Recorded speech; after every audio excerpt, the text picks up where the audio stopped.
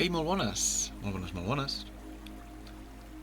Estic molt content que estiguis mirant aquest vídeo, gràcies, de veritat. Significa molt per mi. Aquest vídeo és la segona part del vídeo de l'altre dia on jo estava instal·lant una màquina virtual. A l'últim vídeo vaig deixar a mitges ensenyar-vos el resultat final i per tant en aquest vídeo us ensenyo com ha quedat la cosa. Així que bé, jo tinc aquí el meu programa VirtualVox amb la meva màquina virtual versió 1.1 apagada, ¿vale? Aquest programa està instal·lat en el disc dur d'un dels meus dispositius. Però bé, la idea de fer això és que el disc dur on està instal·lat aquest programa podria ser un disc dur extern i per tant, jo, aquest disc dur extern, connectar-lo a qualsevol dispositiu que no sigui el meu i des d'aquell dispositiu demanar-li evidentment, demanar-li al dispositiu que arrenqui des del disc dur extern i faci córrer la meva màquina virtual. Quin és el sentit de tot això? El sentit de tot això és una qüestió d'eficiència, no? Si tu ets una empresa i tens 2.000 treballadors, però els 2.000 treballadors no estan tots en el mateix torn, són de països diferents, i bé, tens una realitat complexa relativament de gestionar, doncs una de les alternatives que es presenten a l'hora d'alleujar una mica el nombre de dispositius que una empresa necessita és la virtualització. Això vol dir que necessites menys dispositius de hardware per fer funcionar el teu software i això es tradueix en un estalvi de dispositius, hardware i tot el que implica, tots els materials necessaris per fer-los, per construir-los, tot el que suposa tenir-los que transportar, en fi, des del punt de vista de l'empresa és interessant, no? Aleshores, jo potser en un altre vídeo us ensenyo com s'instal·la això en un disc dur, és com instal·lar-lo en el disc dur del dispositiu, amb l'única diferència que en comptes d'arrencar-se per defecte, tu en el dispositiu on vulguis fer córrer el disc dur hauràs d'arrencar-lo específicament des d'allà, és a dir, quan obres el dispositiu i t'apareix el panell de control de la BIOS del sistema, doncs tu allà és quan has de pausar l'arrencament automàtic i definir que vols que t'arrenqui en aquella ocasió des del disc dur, ¿vale? Cada dispositiu té una tecla d'arrencament diferent per accedir a diferents punts del sistema. Bueno, doncs som-hi, jo tinc aquí la meva màquina virtual apagada i el primer que haig de fer per tornar a treballar amb la sessió és iniciar-la. Jo, l'últim vídeo vaig instal·lar una versió educativa de Windows, però aquesta versió educativa de Windows m'ha donat problemes. Quins problemes? Jo, un cop tenia instal·lada la màquina, diguéssim que el sistema operatiu estava correctament instal·lat i jo tenia la sessió iniciada.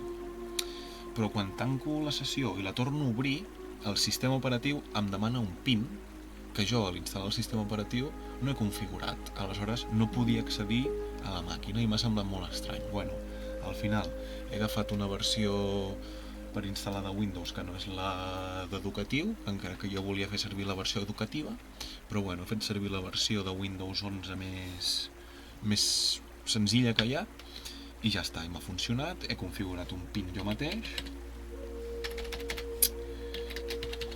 que funciona i per tant us ensenyaré el resultat final, ¿vale?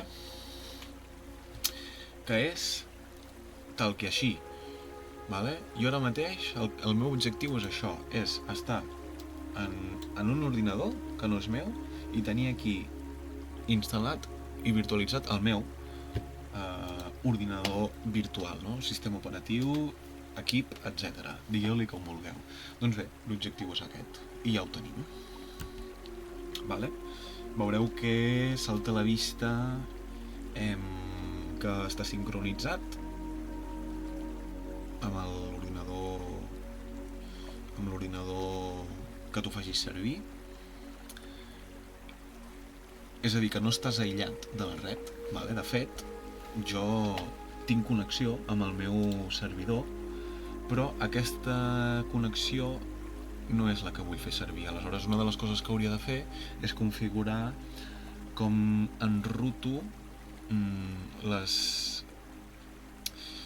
totes les sortides que faig del router local on estic jo connectat amb el meu dispositiu, entre d'altres coses, no?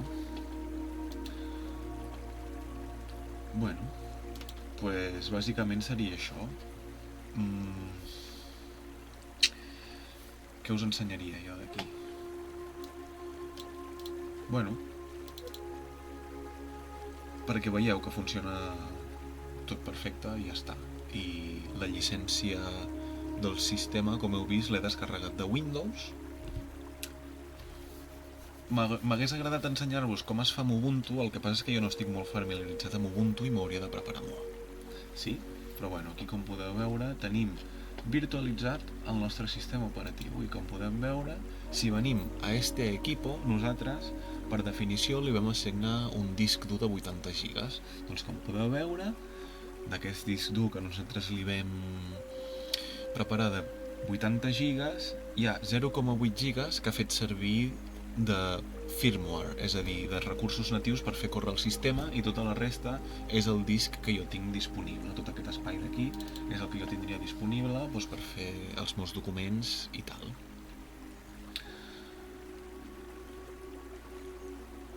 I crec que fins aquí doncs, ja heu pogut veure com ha quedat instal·lat el sistema operatiu virtual.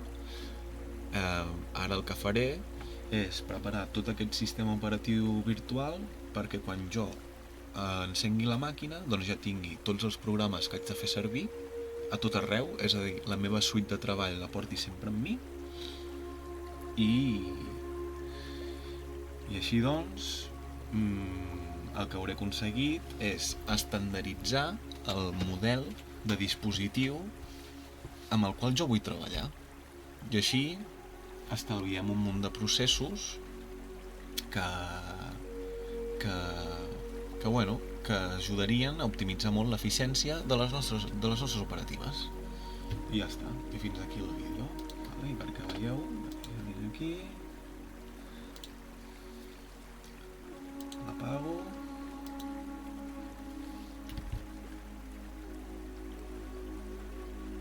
Molt bé.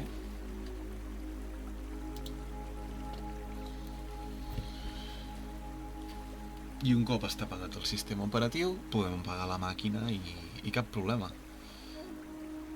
I se'ns queda guardada en la memòria virtual que li hem assignat segons el dispositiu. Probablement doni un error si tu connectes a un dispositiu on les característiques que tu has fet servir quan l'estaves instal·lant són diferents, no? Això vol dir que com a mínim has de fer servir un dispositiu amb les mateixes característiques o superiors per poder aguantar el sistema que tu has virtualitzat. Aleshores, això un cop s'apaga correctament, doncs venim aquí a Ferrar. Ens pregunta, vols guardar l'estat de la màquina per si tenies alguna cosa pendent? Vols enviar una senyal d'apagat o vols apagar-la directament? Jo, com que no he fet res, la puc apagar directament. Si hi hagués alguna cosa que m'interessa que estigui allà pendent quan l'he tancat, doncs faig guardar l'estat de la màquina, així no la reinicio, sinó que la inicio des del punt que jo li he definit, que és el punt en el qual es trobava quan jo he tancat tot. I senyores i senyors, així és com aconseguim tenir virtualitzat un sistema informàtic i podrem començar a treballar sense perjudicar el dispositiu que fem servir per operar. Gràcies per veure aquest vídeo, espero que em doneu feedback i que vagi molt bé.